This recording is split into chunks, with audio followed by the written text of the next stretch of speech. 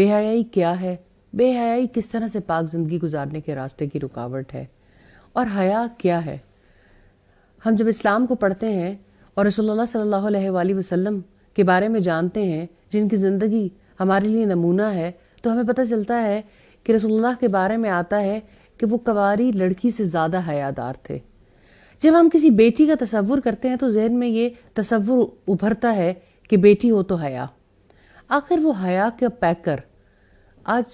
کس بے حیائی کا شکار ہو گئی، اور اس بے حیائی کا شکار ہونے میں ہمارے معاشرے کا، ہماری سوسائٹی کا، ہمارے گھروں کے سیٹ اپ کا، ہماری ایجوکیشنل سسٹم کا، ہماری اس سسٹم کا جہاں پر جا کر ہم کام کرتے ہیں، اس کا کیا کردار ہے؟ بے حیائی کو اتنا ہلکا کیوں لیا جانے لگ گیا کہ ہمیں ہر طرف جہاں نظر اٹھائیں بے حیائی کے پیکر بھی نظر آتے ہیں، لیکن ہم میں سے ہر کوئی خاموش ہے۔ کسی کو اس طرح سے تکلیف لاحق نہیں ہوتی، نہ وہ ہورڈنگ بورڈز دیکھ کے، نہ وہ ایڈورٹائزمنٹس دیکھ کے، نہ ہی کالجز اور یونیورسٹیز کے حالات دیکھ کے، نہ اپنے فیملیز کے فنکشنز دیکھ کے، نہ ہماری اپنی نجی محفلوں کو دیکھ کر۔ آخر ایسا کیا ہوا کہ پورا کا پورا مائنڈ سیٹ جو اسلام کے مطابق ہونا چاہیے تھا وہ ویسٹرن تھاٹس کے مطابق ہو گیا، اور اب ہم میں سے بہت کم لوگ ہیں جو اس کا گلہ اور شکوہ کرتے بھی نظر آتے ہیں۔ اسی موضوع پر آج انشاءاللہ بات کریں گے اور حیا تک کا سفر طے کرنے کی کوشش کریں گے، اور کوئی ایسا حل نکالنے کی کوشش کریں گے کہ اللہ رب العزت کی توفیق سے سوسائٹی میں پھیلی ہوئی بے حیائی کو کہیں نہ کہیں حیا کی شفٹ ضرور لگ جائے۔ استاذہ، اس میں تو کوئی شک نہیں ہے کہ بے حیائی پاک زندگی گزارنے کی بہت بڑی رکاوٹ ہے، لیکن اسلام بے حیائی کس کو کہتا ہے اور کہاں حیا کا دائرہ لگاتا ہے کہ اگر یہ ایکٹیویٹیز اس دائرے سے باہر ہے تو یہ بے حیائی کے زمرے میں آئیں گی؟ پھر ہم ذرا کھول کے دیکھیں گے کہ ہمارے معاشرے میں، جو کہ ایک اسلامک معاشرہ ہے، جسے کہا جاتا ہے کہ وہ ایک اسلامی معاشرہ ہے، وہ کس کس طرح سے بے حیائی کا شکار ہوا۔ فائزہ، ایسا ہے کہ حیا کا دائرہ کار تو بہت پھیلا ہوا ہے، یعنی رسول اللہ صلی اللہ علیہ وسلم کا جو فرمان ہے کہ حیا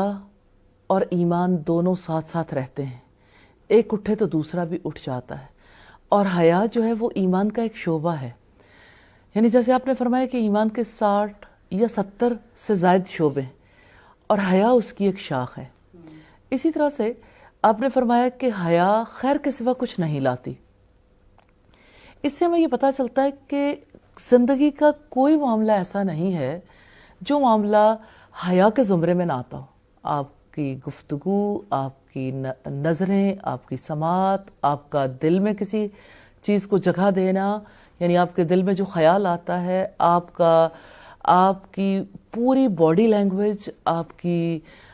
کے جیسچرز، آپ کے تعلقات، آپ جس ماحول کے اندر رہتے ہیں، آپ کی معاشرت، آپ کا کمانا خرچ کرنا، آپ کی سیاست، آپ کے انٹرنیشنل افیئرز، آپ کہیں کوئی انفرادی معاملہ ہو یا اجتماعی معاملہ، ہر معاملے میں حیا کا اپنا ایک رول ہے، کیونکہ ہر معاملے میں ایمان کے کچھ تقاضے ہیں، اور ایمان کا بہت بڑا تقاضا حیا ہے۔ اب اگر آپ نے سوال چونکہ بہت گہرا کر لیا، اگر آپ یہ دیکھنا چاہیں کہ یعنی کس مقام پر انسان کا رویہ، ایک مسلمان کا رویہ کیسا ہونا چاہیے، تو ہر جگہ پر ہمارے رویے میں حیا ضرور ہونی چاہیے۔ مثلا نظروں کی حیا کیا ہے کہ نظر اس حد سے تجاوز نہ کرے جس کو اللہ تعالیٰ نے مقرر کر دیا۔ مردوں کے لیے حکم ہے غض بصر کا، عورتوں کے لیے بھی حکم ہے، یعنی نظریں اپنی جھکا کے رکھیں، نظر اٹھائی جا سکتی ہے، لیکن روک دیا کہ جن سے مخالف پر آپ اپنی نظریں گاڑ کر نہیں رکھیں گے۔ نبی صلی اللہ علیہ وسلم نے فرمایا نظر ابلیس کے زہریلے تیروں میں سے ایک تیر ہے، تو جو اپنی نظر کی حفاظت کرتا ہے اللہ تعالیٰ اس کی عبادت میں لذت دیتا ہے۔